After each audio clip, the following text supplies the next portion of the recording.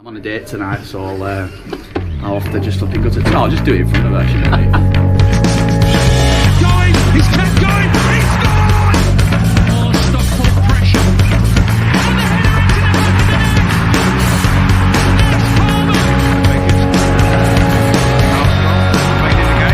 header and a superb goal. Johnny did it. Lisa! Rose tries to get the ball in. Wilkinson!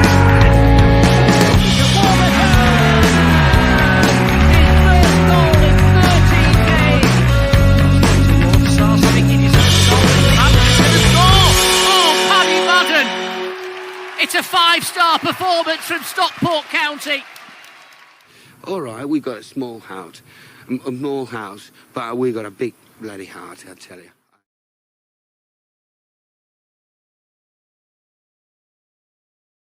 Would have a witty intro there, but I've spent like 4 days trying to get all the injured players' names into We Didn't Start the Fire, and it's just given me like a proper headache. It's horrible. It's gonna be fine. Hi, happy Monday. Starting off with such exciting and uplifting messaging from the SK3 TV pod.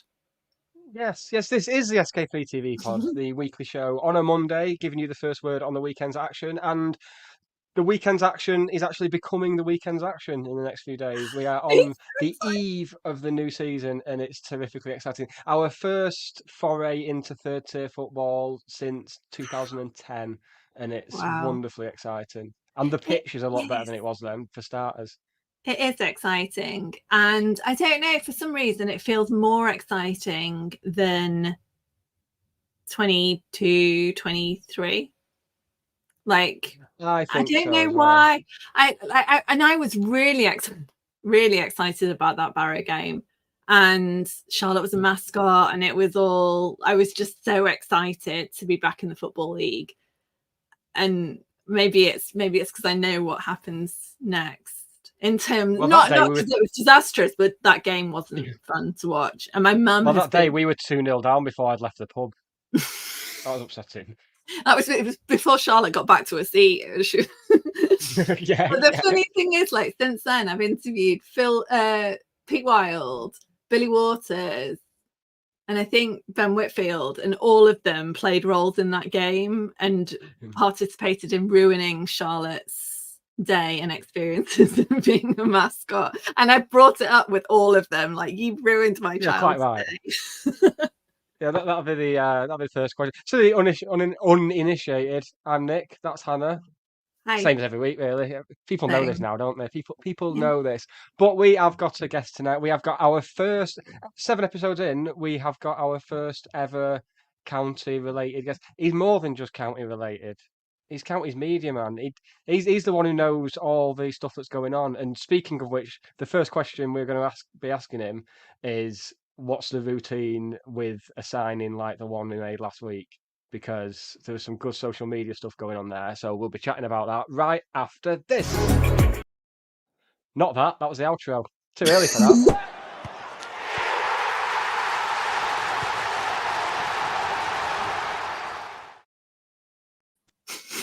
Hello, Liam. Hi, guys. How are we? Good. We're fantastic, yeah. It's a bit sticky and horrible, isn't it? Like, weather-wise. Roasting, yeah. You had to say weather-wise there in case I did another my Tinder bio joke. That's get that in there, yeah. Fair enough.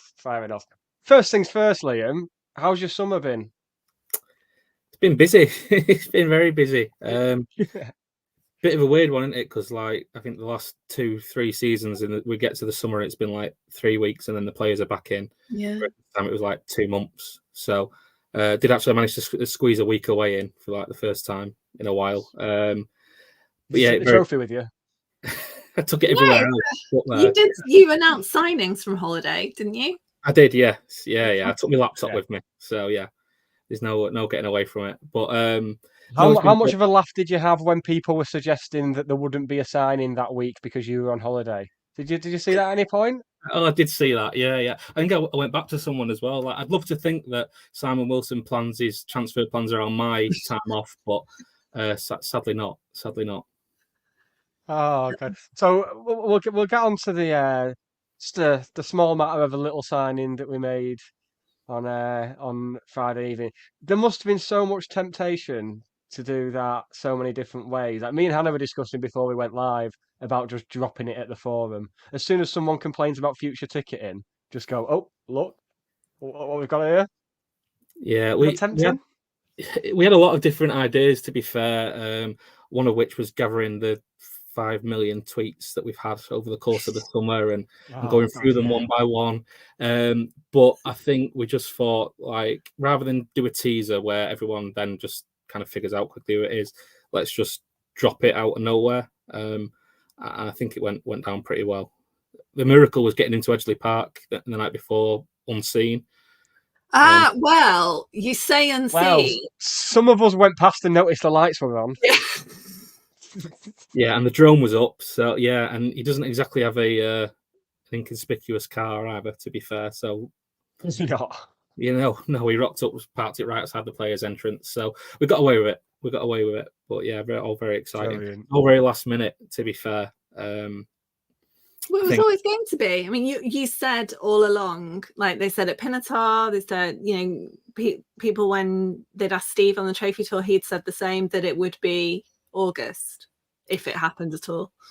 Yeah, I mean, people thought we were lying, but like it was always going to be a case of like Villa wanted him for the first part of pre-season and then he'd become available, and that's exactly how it worked out. But even as the week went on, Sunday it was going to be Monday it was going to be Tuesday, Wednesday it wasn't happening, Thursday he was essentially going somewhere else, and then Thursday evening he was on his way up. So it was all a bit last minute pulled together, but yeah, all very exciting. He was very clear from the start about always wanting to come to us, so thankfully that is what made the difference in the end. It was a great video as well. Injured. Oh, don't Liam! No. What was that? I didn't track that. No, Nick said at least he's still not injured. Although I think it was Corey had put something on Instagram today about them playing golf. I was like, oh god, that's the last thing we need, some kind of like rotational injury when the swing goes a bit wrong. Well, they were all playing cricket the other week, which was I'm not happy about that. Yeah, stressful, but we got through it. Did we though? That's the official line. Yeah. For now. A quick one that a lot of people have asked about. I don't think this counts as putting you on the spot, Liam, because I've seen you actually discuss it in one of the Facebook groups. What's the streaming situation before we get into the matter of the football? Yeah, so obviously the new broadcast deal has come in, so that unfortunately means streaming domestically is no more from our point of view. There'll be audio commentary available to fans in the UK, but domestic streaming will now be done by Sky. It'll either be on Sky Sports Plus or it'll be on Sky Sports on their main channels, non-Saturday 3 o'clock games, that is. And then streaming overseas, is as it was last season, same as. We're just going through a couple of changes with the streaming company just to get everything set up, because obviously it is a new deal, new contract. So once that's arranged in the next couple of days, then the packages will go live and on sale. There you go, straight from the horse's mouth. That is investigative journalism at its very best. That they said we'd never get this pod off the ground, and look at that, 7 episodes in, I've just done some proper Louis Theroux shit there. I'm really happy with that. I was going to say it could be an exclusive, but it's actually in the all the EFL statements talk about domestic and international being unaffected. So sorry, Nick. But people don't read. I had to give you that one, Nick. No, clearly not. Well, I saw your comment on Facebook. Not that I'm stalking you or anything. I just saw it and I saw that was weeks ago as well. I was like, it was there. I know. So I've been telling everyone. I've been like, well, we already know technically. It's all right. Anyway, let's get on to the small matter of the final 2 friendlies of pre-season. What's the mood been around the camp after the 2 games at weekend, Liam? Relief that we got through Saturday without any more injuries. I think was the main one. I think we'd have took that over winning 6-0 at Carlisle any day of the week, and everyone came through okay. Obviously, Jay Mingy, first minutes for pre-season for him, so yeah, fine. I think the gaffer said earlier in pre-season, like he hates pre-season, he hates friendlies. Like he don't take too much in terms of results. I won't take too much in terms of performances in the last 2, because it was such a mishmash of teams. I think you probably half the team for opening day played on the Friday, the other half played on the Saturday. So I don't think that there's too much to read into that. It's funny as Is well there because I anything feel to like be read in the squad numbers? That's an important question. As soon as I know, you'll know, Nick. As soon as I know, you know. So it'll be it's a forum tomorrow night, so don't worry. I'll be asking. I'll be there with my clipboard. Don't you worry about that. Go on, Hannah. Say something more important. No, it wasn't important. I was just going to say it feels like Fan Hub's gone from being an impossible job to actually a fairly reasonably straightforward one based on process of elimination. We'll see.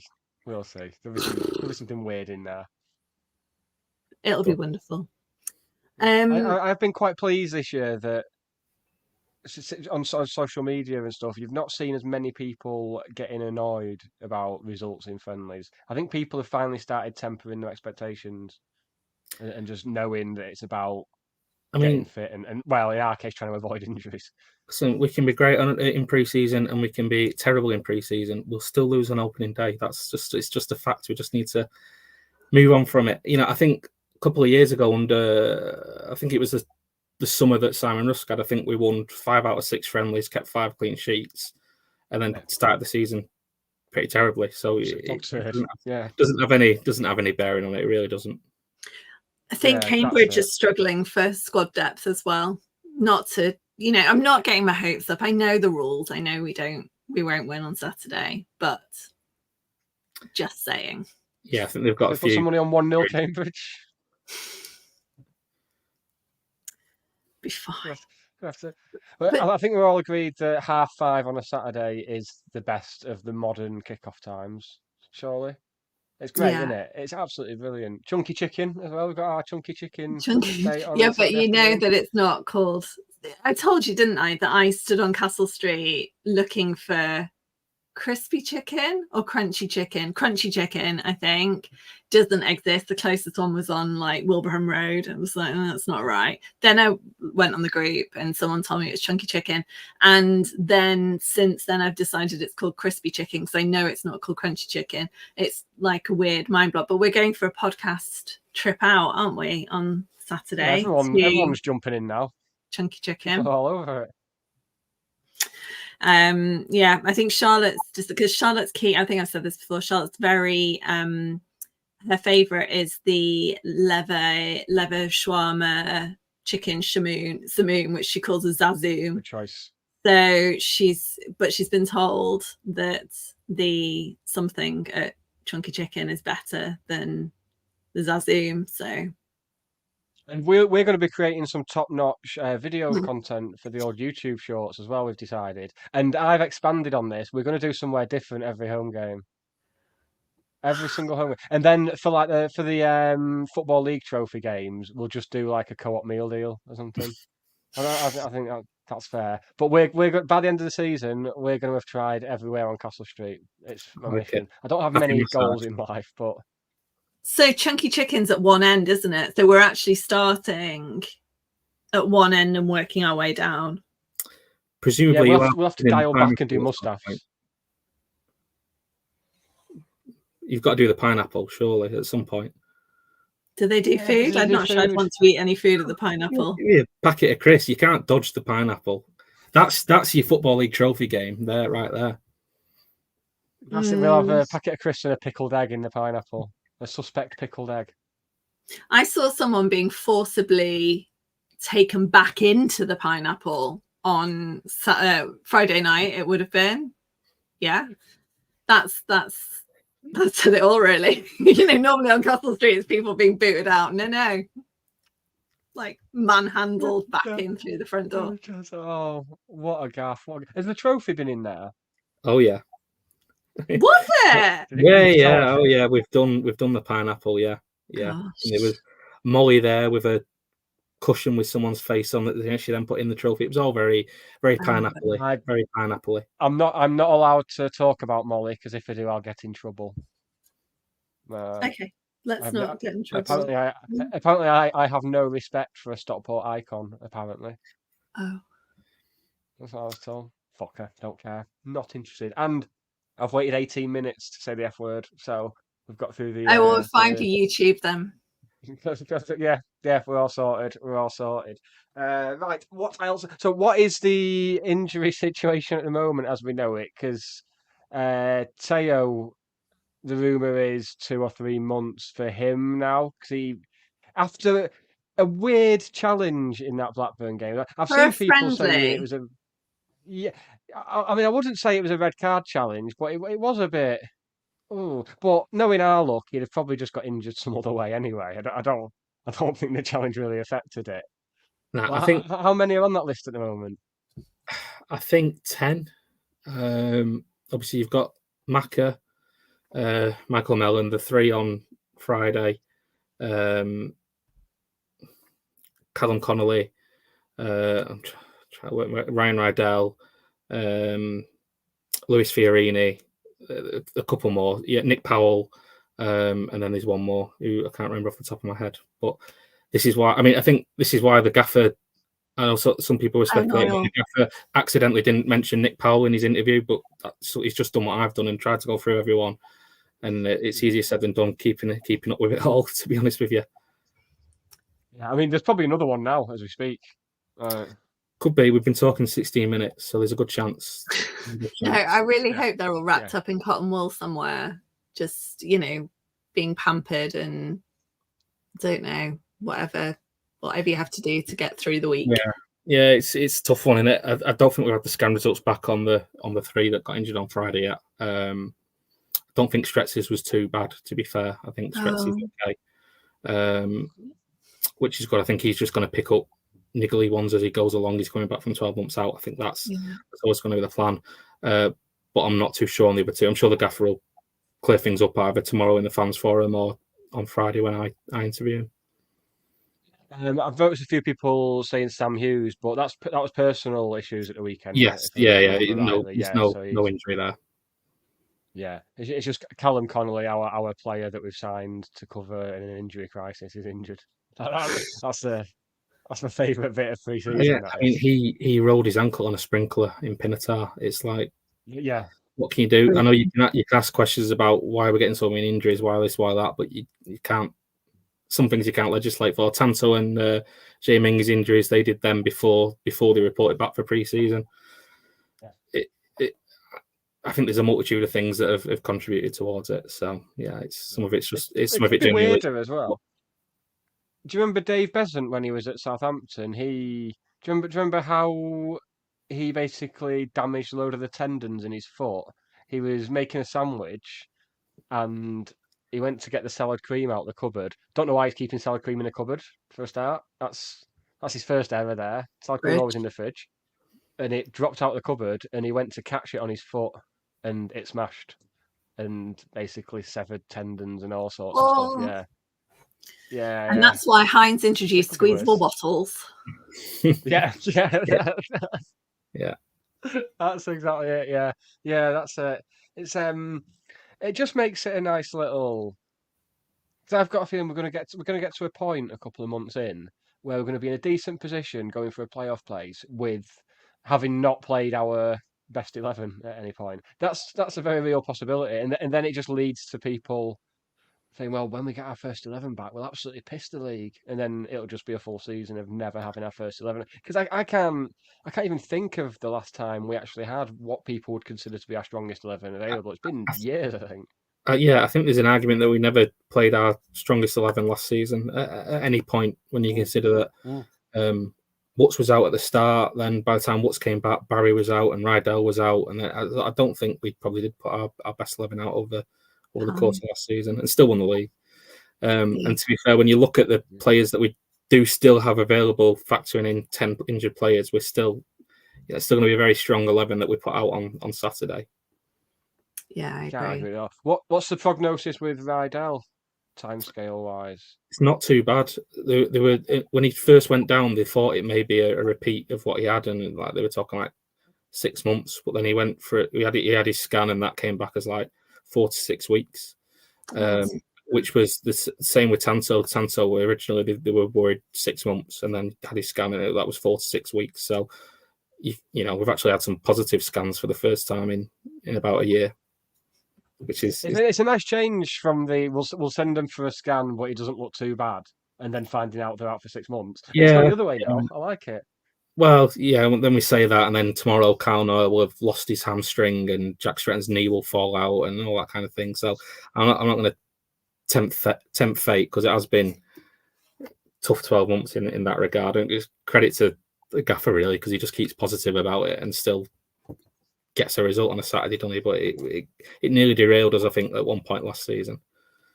It must be incredibly frustrating, because it's so far out of his control, and he just has to work with what he's got. But it is what it is. It's football. It's any professional sport. And we're not the people talk about Mansfield and their injury crises, and they do the same every year. In some ways, it's better to get it out of the way now than it is in the run-in when you're absolutely desperate and people are tired because they've played all season. Yeah, absolutely. You just got to hope that at some point it does level out a little bit. You're always going to have injuries. I think injuries are up across the sport. That's why players are suing FIFA at the minute over it. But I do think we've had the worst end of it, definitely. Yeah, ACLs generally just seem to be much more prolific than they were a few years ago. I know, like in women's sport, it's something they're looking at in terms of like menstrual cycles. So whether there's something I don't know whether men have like hormonal peaks and troughs in the same way that women do, but there's I don't know if men have menstrual cycles then. Can we get a chart up? But no, seriously, there's a point in a woman's cycle where they are more likely, because of the way that kind of things loosen up internally and tendons and ligaments, that more likely to sustain a cruciate injury. And so the question is, right, well, do you not play those players for a week because the risk is too great? It's really, really interesting. But obviously in men there's something as well. Obviously, watching the Olympics, there's been no shortage of injuries there either. So I suppose at the top of your... I mean, I pulled something watching the women's gymnastics last week. So, hey! There we go. It's a seedy Olympics joke of the week. I need a jingle for that. No point, really. There's only another week of it left. It's better than the skateboarding one last week, in fairness. Well, not better. There's levels, so. I guess, but at least they're all of age. I think so. Just a little one with the streaming. Actually, it's something I meant to ask earlier. Because obviously Sky have got this ridiculous amount of live games on. So are they sending their own commentators? Yeah. There's going to be some proper dregs, isn't there? Wow. They are. Yeah, I did wonder how they're going to do it, but yeah, they are getting together however many commentary teams across the EFL. So quite how that's going to look, I don't know. But you can watch it on Sky and then put our commentary in and sync it up and double over, so you listen to me and John instead. Not saying you should do that, but that's an option, But yeah, it's going to be interesting. Yeah, I wouldn't have thought. I think me and Ben were talking about this the other week. I wouldn't have thought Sky had that many commentators, but I suppose they'll be fast track. Oh, it's going to. Oh, but it'll be like they'll use Hinchcliffe every week.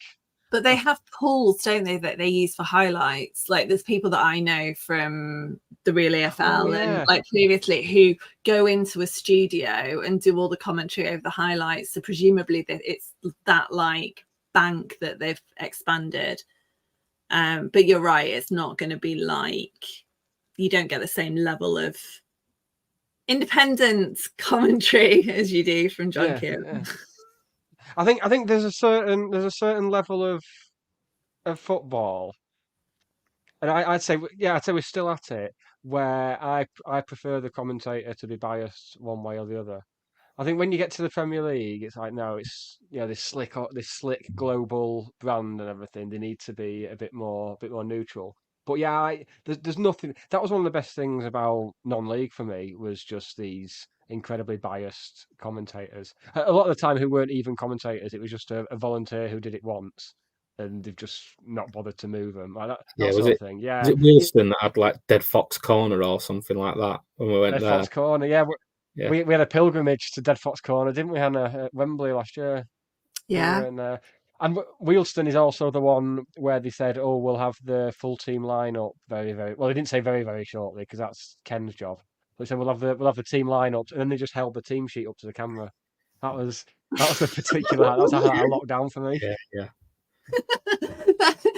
So it's the equivalent of, I mean, think like the graphics, when they put the graphics up and the team sheet, it's just, Yeah, same thing, isn't it? Same thing. A quick one we should mention actually. The departure of the one man who makes me question my sexuality, as discussed by Dan Culverwell. James Jennings is no longer with us, is he? Yeah, I mean, I don't think it's been officially lined up now in terms of the announcement of where he's going, but yeah, he's taking on a very, very exciting new role for him. But yeah, JJ's been great for the club, for the players, for the staff, for people like me as well. So I wouldn't say it to his face, but yeah, he's definitely going to be a big miss. Yeah, he's been a big part of like several transitional periods for the club. I think first coming in with as a player under Jim, like before the takeover, and then getting onto the coaching side, the player liaison side, just everything. He's just been a real nice. He's one of those players that for years I always wanted him to eventually play for us. Just a nice. I always mention this, but he used to come in the post office where I worked when he was at like Forest Green and Wrexham, and we'd always have a chat and stuff. And I was like, I'd love him to come to County one day, and then he did. And yeah, what a guy. I'd be sadly missed. Is there any other Hampson ex-players we can replace him with? I'll have a think. I mean, you're the one that's clearly like questioning your sexuality a little bit, Nick. So you might have to let me know who kind of fits the bill. Yeah, he's available. Well, I would have said Gary Stockforth, but one look at his Twitter feed over the last week has put me right off him. Yeah, let's not go there, eh? Let's not go there. Such a shame. I had to unfollow Danny Lloyd the other week. It was very, very sad times. Yeah. He's the only ex-player who actually follows me as well, Danny Lloyd. The one. Yeah, when Danny Lloyd left, I might actually dig this out one day, but when Danny Lloyd's last game, which was that Gloucester game where we missed out on the playoffs, he obviously we all knew he was going to be off in the summer, and I got really pissed and sent him this ridiculously long gushing message. And what I really want to do is read it with the backing track to Eminem's Stan, because it comes across as so weird. Like sometimes when I tell people about it, they go, "Oh, go on, dig it out," and I'll dig it out, and I'm just absolutely mortified that I sat in a pub and just, it's so weird. It's really Speaking weird. of Eminem, though, Louie Barry had me in hysterics with his meme that he put it up himself, like him on one side, Eminem on the other, and like, guess who's back? We've got a player with a personality. It's great. We're still at that level where they're not media trained to within an inch of the live, and they've got personalities. I love it. Not sure on the haircut, but we'll probably let him off. It's maybe it's a phase he's going through, and he pulls it off better than I would. So I think we can. Yeah, I think that goes for all of us. To be honest, I know what I was going to ask, and I've not asked you about this at all, and I'm fairly sure I haven't talked to Liam about it either. Are you doing oh my god, Fantasy Premier League, Fantasy EFL? Definitely going to be, yeah. I'm allowed to. Club employees are allowed, so yeah, I'll be signing up. Well, I mean, what are you going to win? A season ticket? That's the prize, isn't it? So if you donate it to a fan, so if anyone wants to buy me a beer on Saturday, it's fine. Yeah. Have you done it now? You're already leveraging it. I've not done it yet, but I will do. Yeah. But you do like Fantasy Premier League, don't you? Yeah, I did the Fantasy Euros one, and then forgot to touch it after the first game. Yeah. I always do the Premier League one, and then by November, December, I forget a couple of weeks, and then there's just no point, is there? And then my team just sits there for months on end, and I finished second bottom. And I did my team. It actually got me interested in the Premier League for once, because I have zero interest in the Premier League. I'll sometimes watch Match of the Day if I've got home by then. But other than that, I don't really bother other than looking at what the scores were. But this gave me like finding out Brentford have gone 1-0 up and then being like, right, who got the goal and who got the assist? Like, I never thought that's what my life would get to, but it did. The way the EFL one works as well, I don't like that you can just choose anyone. It feels like there should be values, and I understand why there's not, but it's just a little bit too much like a free-for-all for me. I like structure and restrictions, but I guess because the way it's set up it requires you to look at, I guess, make predictions for teams and then kind of guess at who's going to be successful. So like all the Crawley fans have put Corey Adai in. I'm like, ooh, it's bold. Not sure. I'd pick a goalkeeper that was completely nailed on to start. I think a lot of people going for the Leeds goalkeeper, because obviously Leeds will be expected to win the title, so there'll be clean sheets there. Oh, another question about your role, Liam. Do you get a document telling you how many times you have to tweet about Carabao? And does it contain the dates and times that you have to do it? Not quite, no. There's like an app that basically just sends you a request and you have to schedule it up to go. And that's press a button and it's done. And I let everyone else stew about it afterwards. So that's clever. Every time you tweet about it, I go and buy a can. I go and buy a different flavour every time you tweet about it. I've still not found one I like. I feel like people feel like we're like taking money for it and like selling our soul. It's not. If we want to play in the Carabao Cup, we have to do it. It's not like we're choosing to do it so we can get a bit more money. It's like you want to play in the Carabao Cup, you have to tweet about Carabao. You want to tweet about you want to play in the EFL Trophy, you have to tweet about Bristol Street Motors. It's aim of the game, unfortunately. Yeah, the game of keeping a fan base on their toes, on the hour, every hour during the transfer window. Liam. I mean, there was the couple towards deadline day last summer when everyone was pulling their hair out about signing a striker and us having to put that on, and I just had to put my little tin hat on and just like, go into a dark room and lie down because it's what it is, isn't it? Sometimes you just got to.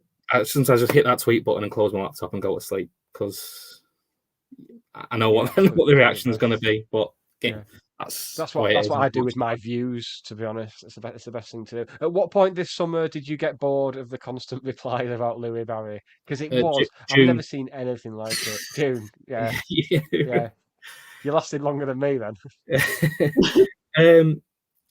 To be fair, I couldn't be too miffed because it was Mark's fault for coming out and saying in an interview that we're going to try and sign him. So, which, to be fair, he was right and it's happened. So I guess you can let him off for it. But I think there was one point where we put out a teaser image of Jadon Fevrier, who is clearly black, and people were still like, "It's Louie Barry! It's Louie Barry! Oh my god!" And I was like, "Yeah." No. I almost went out into the street and was just, "It's a black man with a beard." Come on. Yeah. And then there's people actually like saving the image and lightening it and stuff. It's like, come on, guys. If you don't even need to do that. It's not necessary. It was also that week that they were back at training on the Monday, and there were like limbs zoomed in on photos, and then that behaviour was normalised because someone tweeted from the club account saying like, "Oh, now that you mention it." And it was, was it Lewis Fiorini or someone? I can't remember. Yeah, that one was my fault. But I think with the February one, I think I did actually have to follow up with a second unplanned teaser, which was his full arm. We're holding a pen. I was like, this is not Louie Barry. Please don't get you too excited. And that was the 10 o'clock one as well. Yeah, this was 10 at night. So yeah. Anyway, and then there was one where I think Pecci had done a photo of Will Collar where it was like it was close up on his face and there was like a blurred figure in the background, and it's just how cameras work. Do you know what I mean? Not everything is someone was like, "Oh, it's Adam Lafondra." All right. FC United. That's probably the thing that's annoyed me. Apart from all the constant Barry tweets on every post about a different signing, sure they must have loved that. But it's been the constant suggestion of players like well into the 30s. Like, oh, we'll be going for him. Like, I reckon we'll sign him. It's like, did you? It's like people were quite happy to take the Louie Barry thing out of Mark Stott's interview and just run with that all summer. But the fact that he also mentioned the profile of players we're going for, it's like, you genuinely think we're going to be signing 37-year-old strikers? You're probably going to announce Dwight Gale now, right after I said this, aren't you? And then Liam Moore. Yeah, I think it's the thing with trialists as well. Like, trialists aren't always here because we want to sign them or we're going to sign them. Sometimes they're here because we need numbers to make up so we can put this 11 out on Saturday or that 11 out on Saturday. So X, Y, and Z players getting the right amount of minutes. So, you know, Cameron Jerome comes to Pinatar because we've got injuries to, you know, Stretz, Tanto at the time. It's not a case of like, yeah, we're going to sign them. Sometimes it's just they're keeping fit. They're doing us a favour. We're doing them a favour. When was the last time we signed a trialist? Like, I was just going to say, I think in my 25 years, we must have signed less than 5% of the trialists we've had, if that. Especially when they get to the point where, like, Jordan Rossiter, Ben Woodburn, like when they're kind of out on the pitch, visible, named. I can't remember one of those, certainly. You do realise, though, Nick, that, well, and Liam, that as of, I don't know, maybe after Saturday, the next question will be a Villa recalling Louie Barry in January, and we will have that for the next few months. I think it took 5 minutes for someone to ask Sam that when he tweeted Louie Barry. It was literally within 5 minutes someone had asked him, is there a recall? So yeah, we quickly move on to the next one, don't we? It's just the way of the world. Yeah. Ian Dowden's asked a fantastic question. I know what my answer is. We'll see if yours is different. Liam, what's the best tweet you've done for the club? I'd probably still have to go back to the one. Were you responsible for us kicking towards the allotments? Were you responsible for that? No, that was before me. That was before me. That was Gareth at North Ferriby. So, yeah, it probably still would be the Halifax have a corner one. It would be up there. At this point, no one cares. Yeah, so that's mine as well. Yeah, without a doubt. 3 points in the A4 size bag was a good one last year, I think, after the whole bag policy debacle. And then there's the less funny ones, obviously, like tweeting about us being back in the Football League was pretty up there. And last year winning the league. So, but yeah, definitely the Halifax one. I think it's still to this day the most liked and shared tweet that we've done. So, yeah, happy days. Yeah. You'll always have that. I saw that just as I was climbing. That will always be our last ever tweet as a non-league club, because the next tweet was full time. We're up, we're champions. So will always be our last tweet in non-league. Oh God, yeah, no. What a momentous! Someone should publish a book of them. I think. I would love to see like the banter years in tweets, just like a coffee table book, like fans and club tweets. Like you'd have County kicking towards the allotments and stuff, and then just fan meltdowns, like all the people who got blocked by Ryan McKnight, myself included. Just have it all in there. Yeah, I might get to work on that actually. It should be pretty easy to get that published, I think. That might be our first thread, I think. We've always said you could make a great book about some of the stories that went on behind the scenes during those days, like poor Alan Lord. Or honestly, some of the stories he tells, it's just, I won't go into detail on them now, but some of them are just like, yeah, it's embarrassing. You can laugh about it now, I think, years on, but at the time it was pretty depressing, wasn't it? Yeah, he's gone into dream guest territory for me now. Alan Lord has. I'm gonna be making a special effort, I think, to drag him on here because there's so much. Because he's not really spoken that much publicly about his time here. But again, history remembering him very fondly, as it should do. Did a fantastic job. Alan Lord did pave the way for, well, first for Neil Young, but we got over that hump, and then Jim was back, and then the rest is history. Set us up for the takeover. Everything. It's genuinely mad to look. Like this Saturday, we'll be back where we were when I first started going in '94, back in League One, and it's just mad to think what's gone on from there. It's just bonkers. I don't like to get all smug about the fact that I go to games and stuff. You know, when you talk to fans of like City and United, I don't like to get all smug about it. It's like, but how can you not? How can you not have loved? I mean, even the bits of the journey that we rightly say were absolutely terrible, you still wouldn't change any of them. It's character building for some of us. Yeah, rolling down the hill at Bradford Park Avenue and things like that. Yeah. It's. I wouldn't want anyone to take that away from me. Do you know what I mean? And it was some of them I would. You know, what was it, 6-0 at Alfreton or whatever it was. That I could live without that day.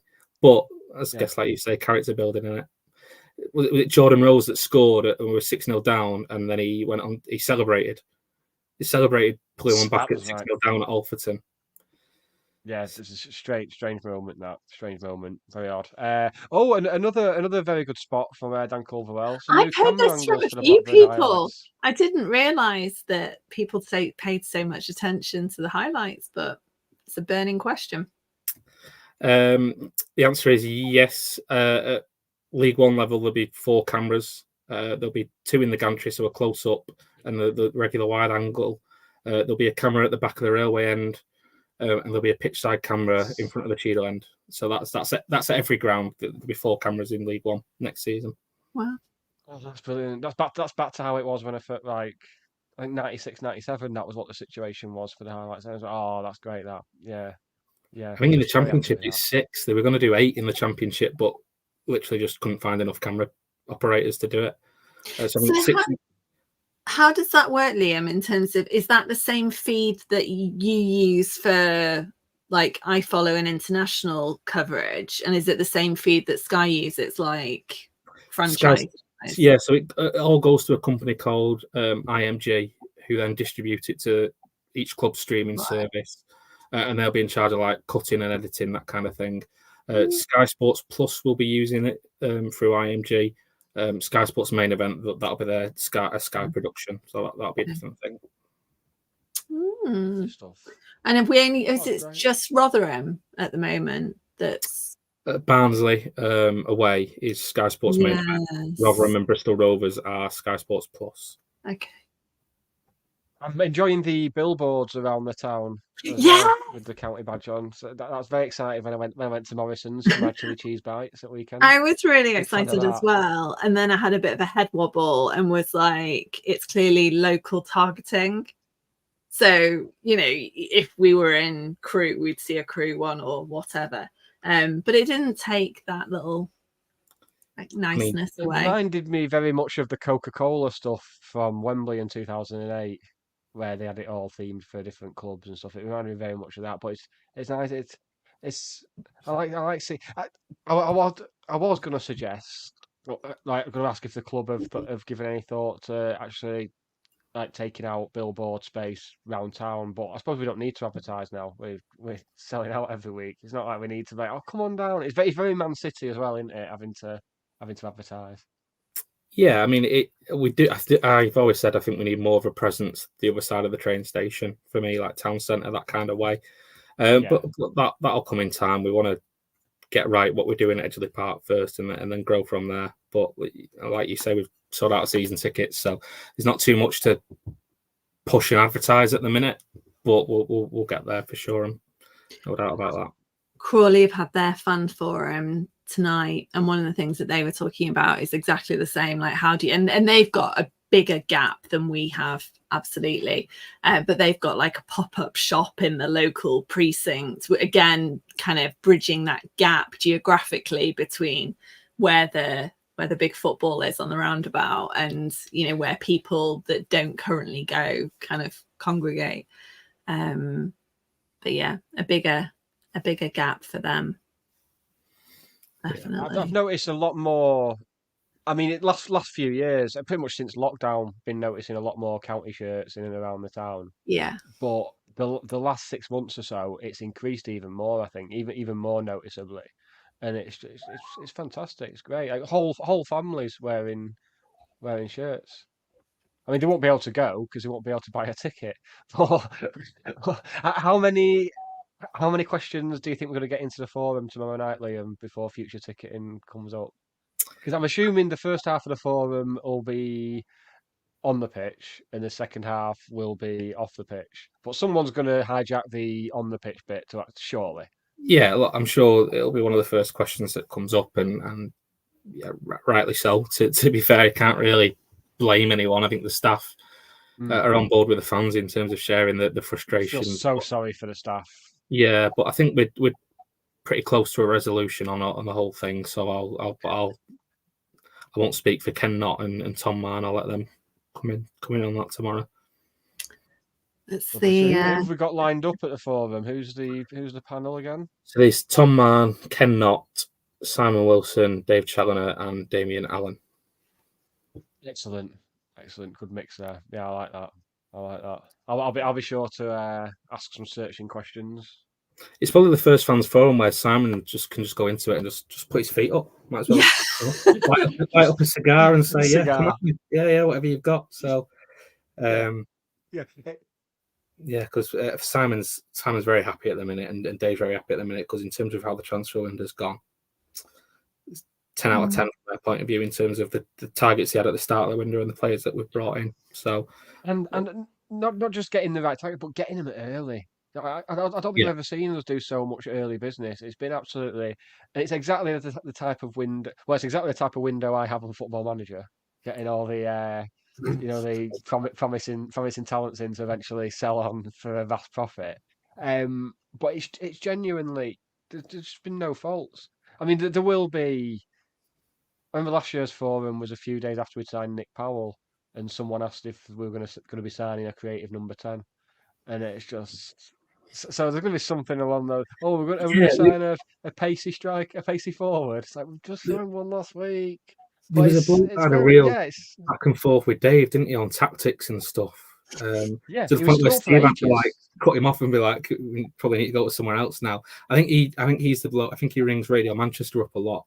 Similar stuff. Is that him? Whenever we have a bad result. Dave, to be fair, was. You ask Dave a question, he'll give you an answer. There's no airs and graces about it, so it's all taken well.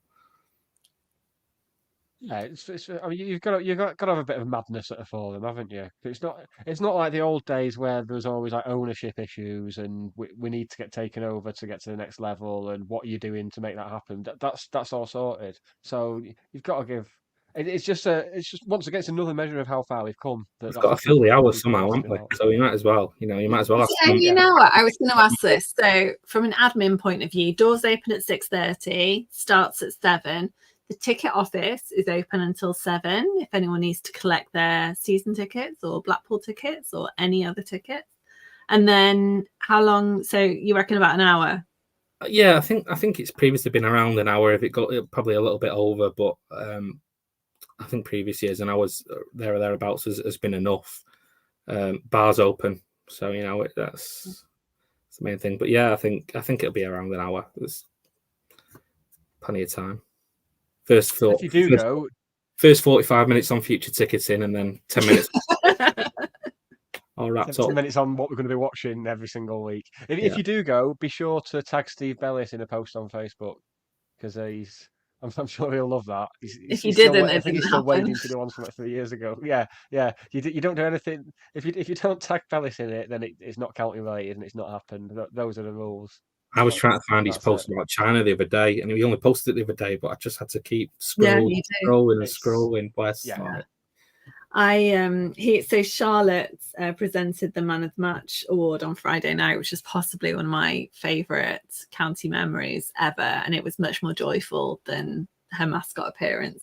But I was I put it on Facebook and I was going to tag him in, and then I was like, no, must not exacerbate this. And so I put it on Facebook, didn't tag him in, and then sent him a text like, thank you. Yeah, it was he's very, very good. I'm glad you mentioned Corey, actually, because which way do you think it's going to go on Saturday, Liam, keeper wise? I think there's only one man that knows at the minute, and that's Dave Challoner. I'm not sure he does. I'm not sure. No, he maybe not.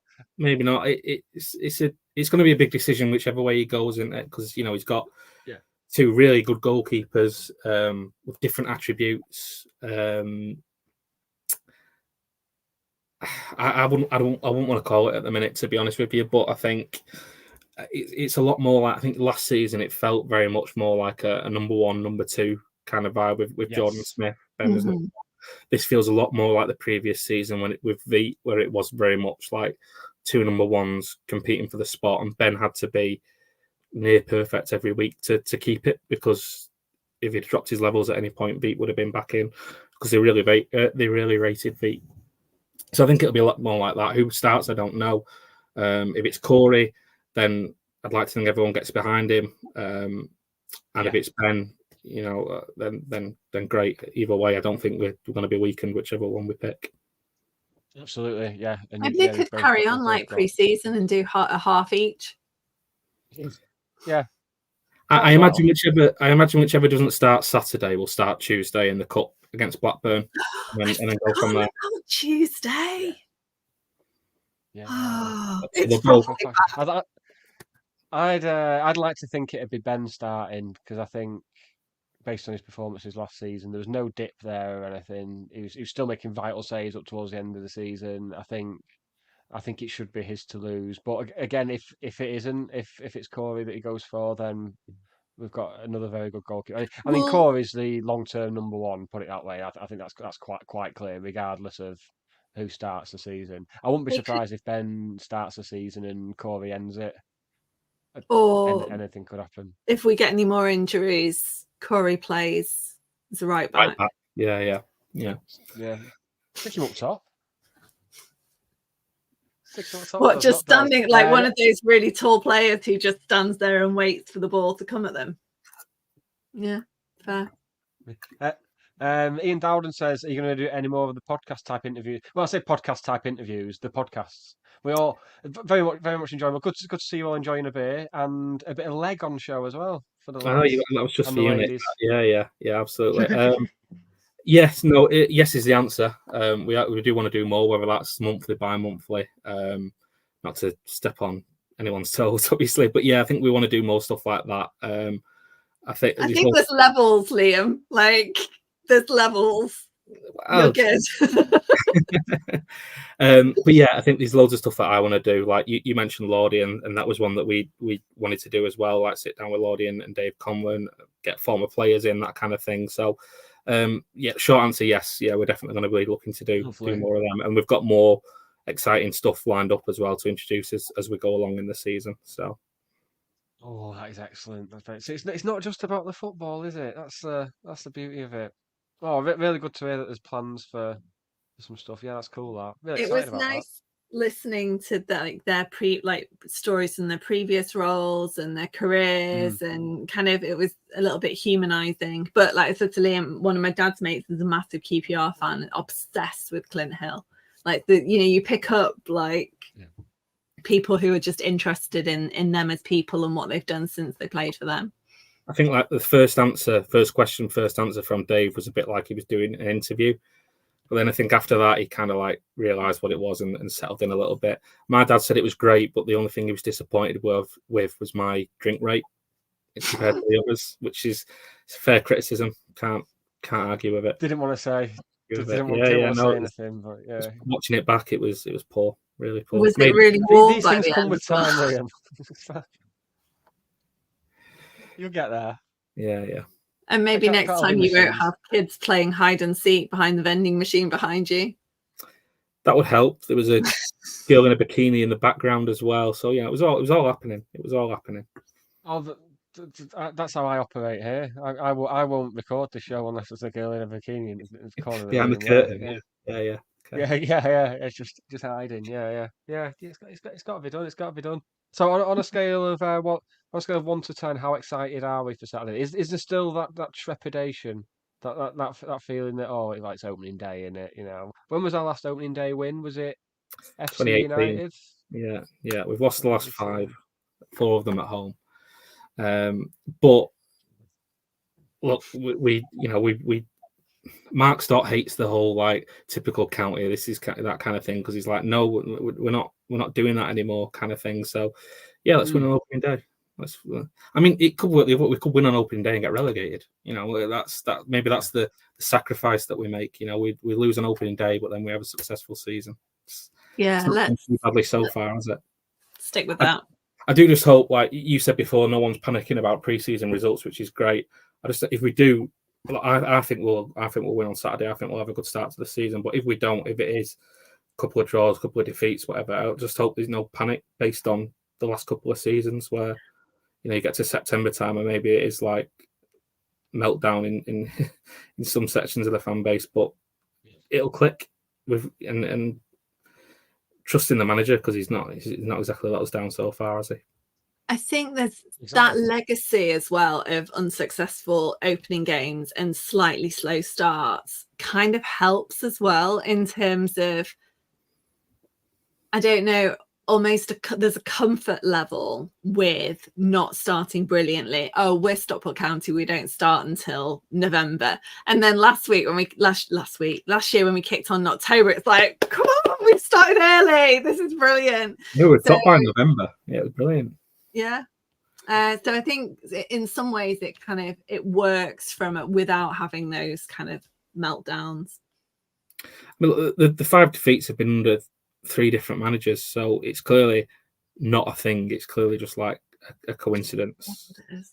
Yeah. Is what it is, isn't it? Yeah. And Gillingham, you know, and Barrow are a bit of a bogey team as well. And worked out better for us than both of them. So there we go. It's a long season, isn't it? Got four fronts to go at as well. It's like I do hope it did seem last season there was more people than usual whinging very early on, but I suppose that's just the price of having, especially if it's a lot of new fans who have been watching Premier League football where everything's amplified and everything has to be a whole morning on TalkSport chatting about whether the manager should be sacked. So I suppose there's some of it comes from that, I think. And look, the expectations are up here, and great that we have to embrace that, because that's what we want. That's where we want to be. We want to be successful. So we've got to. Yes, there's extra pressure, but we've got to embrace that. At the end of the day, the manager certainly does. So bring it on. It should be hard. It's the league up. It won't be easy. It's fine. It's just a challenge. It's good. Well, what I'll do before we wrap up, while I get my notes out, Hannah, tell people what they should do if they're watching. Oh, so did we say 7 episodes? It can't be 7 episodes, is it really? And I've still not managed to make notes on telling people to like, subscribe, and share at SK3 TV pod on all major podcasting platforms, on YouTube and on X, formerly known as Twitter. Yes, and the Facebooks as well. And I'll sort the Instagram out. We're properly old, aren't we, if we're on Facebook? Yeah. We're sharing lost dog posts from Texas. just going all out. Right, I'll have a couple of predictions off you both. No. Hannah, you can go first. No. Final position. No, I don't do predictions. No, like, because I nearly called you Liam then, but there wasn't this Liam, it was other Liam. You did call me Liam earlier. Did I? It's habit. But no, this time last year I predicted that Crawley were going to get relegated beyond all kind of previous records of relegated teams. We all did. And but it was worse because Scott Lindsay, it was in an article that Scott Lindsay then put up in the dressing room at Crawley. And I've vowed never, since I don't do predictions anymore. I can't, it's really bad. Okay, well, for what it's worth, I think we'll finish 5th. There you go. Stick that up on your dressing room wall. So does Ian Dowden. Ian Dowden said 5th as well. There we go. We like that, me and him. Liam, should I challenge you for doing yeah, I'll do it. I mean, I'll go 6th in the playoffs. I'm with Chris Spinks. I would have gone 11 if I was forced to. I mean, if you were to do a prediction that you don't want to do. Yeah. I'm with Chris Spinks. Said no one ever. That's the first. Nice to see you, Chris. Right, top goal scorer, Liam. I'm gonna go Watts. I think he's had a good pre-season. I think he's benefited from having a pre-season. And I think the goals will be shared around this season. So yeah, I'm going to go with Carlton. We are agreed. That's what I fancy as well. Hannah, do you I'm going to diversify and go for Jack Diamond on the grounds that the opportunities have absolutely been there in pre-season. So I feel like it's just about kind of bedding in, getting his confidence up, and then he's going to be banging them in every week. I think with Jack, it's an interesting one. Like he's got everything that you need. I think it's a bit like with Louie last season, where it's just that getting into the right areas, making the right decisions. But I think they see they can do with Jack what they did with Louie last season, and I think they can do the same with Fevs on the other side as well. Mm-hmm. Yeah, Fevs. I'm trying to forget he exists, because I think there's quite a lot of potential that on Saturday we're going to be playing with a back three, and he's going to be at right wing back wearing number 10. So I'm just trying to block it out, because it's going to be a horrible moment for me. I mean, it'd be a very attacking wing back, if that makes any kind of difference to you at all. Yeah, I mean, I've already been scarred from England over the summer with. There was a point where Trent filled in at right back wearing number 8, and I suppose it's better than him wearing number 66 like he normally does. I mean, it's not quite Cal Noyle wearing number 3, is it? Kind of levels. No, nothing is there, Liam. Nothing is, Liam. We're a year on from me whinging about that. Right, before we one more then, Hannah, player of the season. I think we're all going to be unanimous here. Lewis Bates. Yeah, I'd agree with that. He's a game changer for us in terms of how we want to play. So he's Lewis Bates all day. Yeah. I would honestly be very surprised if we get to May and Lewis Bates has not been named our player of the season. That's the player right there who is going to be £1 million player again very soon at the very least. He's just. I mean, I know I've gone on for weeks about not making any judgments based on pre-season, but that is a player right there. He even stood out in a 5-0 defeat against us last season. You know, his team got beat 5-0 by us, and he still looked like one of the best players on the pitch. I remember when he signed for Leeds, Leeds picked it up as like a first team signing. Like Chelsea were disappointed to lose him. Obviously played under Bielsa. Obviously it didn't work out under Daniel Farke, but yeah, he's unreal. You could watch him play all day. I think him and I think it's going to be a lot easier for like our technical players to shine next season. See players like Callum Camps and Nick Powell, that kind of thing. I think they'll be better for playing in League One. It's a little bit more technical. There's a little bit more time on the ball. I think like players like Campsey and obviously Lewis Bates will pull strings. Yeah, it's so exciting, isn't it? It's great. We're only 5 days away. Great. So we will be back next Monday at 8 p.m. with the first word on the first game of the season and Chunky Chicken, more importantly. When we've all got food poisoning and like it's Ben and Will. Yeah, don't say that. Will. I think Will's coming, isn't he?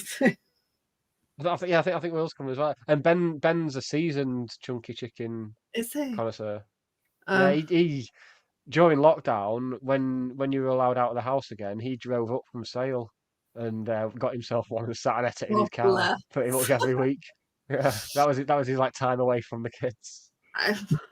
It better live up to expectations. That's all I can say.